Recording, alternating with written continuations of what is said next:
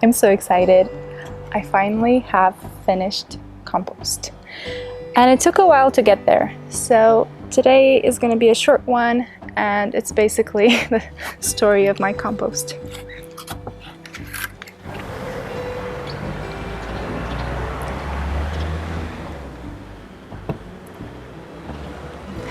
Welcome to Tiny Garden Habit. My name is Adriana, and if you're new here, I am gardening in beautiful Transylvania, Romania, Zone 6B. And this video is going to be all about my composting process.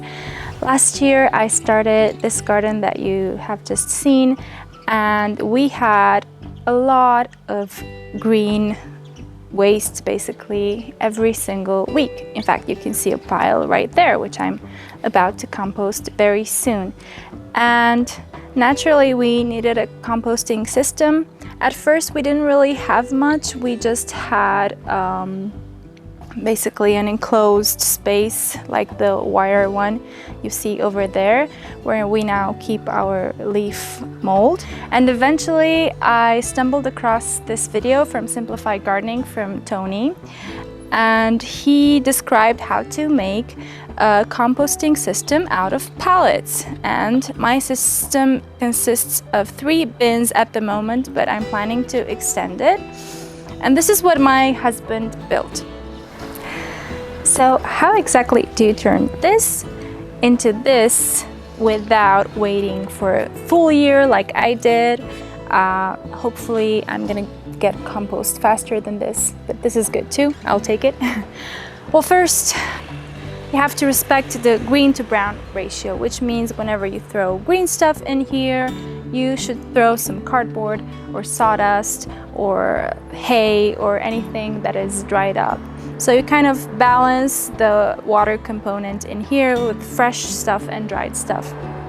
The second mistake that I made was that I didn't chop the vegetables and the waste that I put into here, the stems of everything. I didn't chop them. They still broke down, as you can see, but it took a really long time. So when I pulled the compost out, all I could see was stems everywhere. So to do that, I bought this mean thing. And you just go to your pile and start chopping, which is going to be much more fun once I learn how to use this thing. But you get the idea. Don't put whole plants into the compost if you want to have it ready in 6 months instead of a year. And mistake number 3, if something goes wrong with your compost, if you're doing it for the first time, and it probably will, I don't want to discourage you, but it happened to me. So if your compost doesn't come out like on YouTube, what you can do is just check it.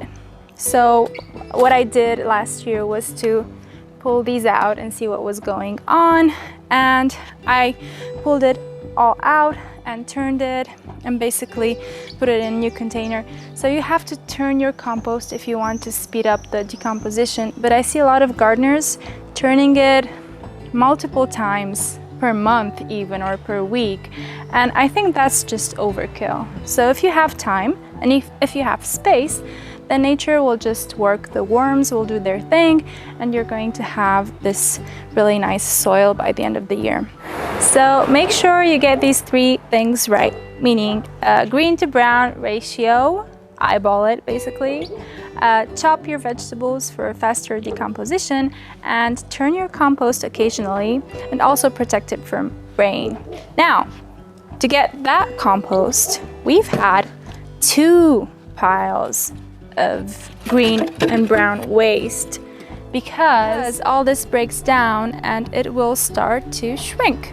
So from 2 piles you make 1, which takes me to my last point. If you want to have really nice compost, you have to either pile it in about a meter high and wide pile, or you have to have a big enough enclosure. If you just use a bucket to compose stuff, it won't heat up and it won't decompose as fast. So you need a really big enclosure like this one to get an efficient amount of heat and to trap moisture inside. and get that composting process going. So you're probably wondering what I'm doing with all this soil. It's not that much actually. I would love to have like 10 of these in my garden. But yeah, let's have a little demo, shall we? So this bed had peas and broad beans, which I've filmed before, and I pulled them out, and those were the things that I chopped back there. So this raised bed had about a 2-inch layer of compost. It was well-rotted horse manure. But when you sow plants or when you plant seedlings, they tend to eat up all that compost. So all that's left, even though I really added a lot of organic matter, all that's left is actually garden soil. This is my native soil. So if I want to plant carrots, for instance, in here, they're not going to do so well. They're still going to grow, but this is not soil that I love. It's crusty, it's dry. So what I'm going to do with this is just add like a bajillion more fistfuls of compost in here on top, about this much, this thick, and then sow my carrots in here. And that will look amazing, and the carrots will just thrive.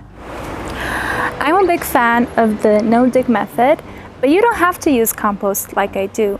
I just spread it on top, but you can dig it in, or you can use it as a potting mix, or you can just spend your days smelling it, building sand castles with it or whatnot. I don't know, it's just fun. It's just really fun. I urge you to try this for just 1 year and see what happens. And also don't get discouraged if you don't get it right the first time, because eventually it has to decompose. It just has to. So thanks so much for watching. If you found value in this, if you learned something, please subscribe to my channel, give a like, and hit the notification bell, and I will see you in the next video when I will be planting carrots in this really, really nice soil. See you later, and happy July.